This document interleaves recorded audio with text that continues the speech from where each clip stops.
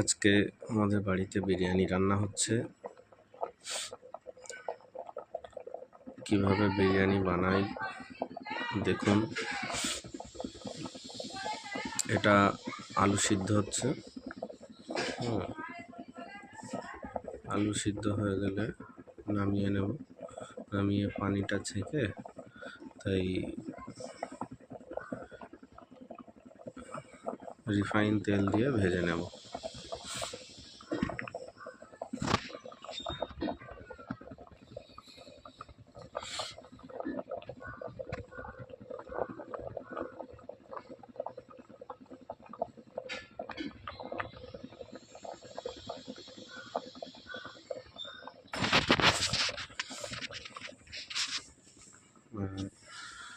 এখানে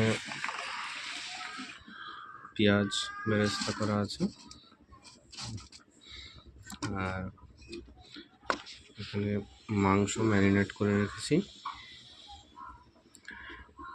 সমস্ত মশলা দিয়ে, টক দই দিয়ে, পেঁয়াজ বেরেস্তা, সরিষার তেল সব কিছু দিয়ে পেঁয়াজ বেরেস্তা করে রেখেছি। মাংস ম্যারিনেট করে রেখে দিয়েছি, 1 ঘন্টা থাকবে ম্যারিনেট করা। কালারটা এসছে দেখুন।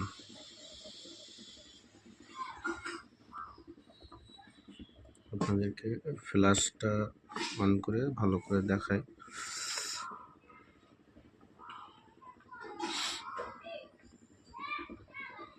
কেমন লাগছে কমেন্ট করে জানাবেন।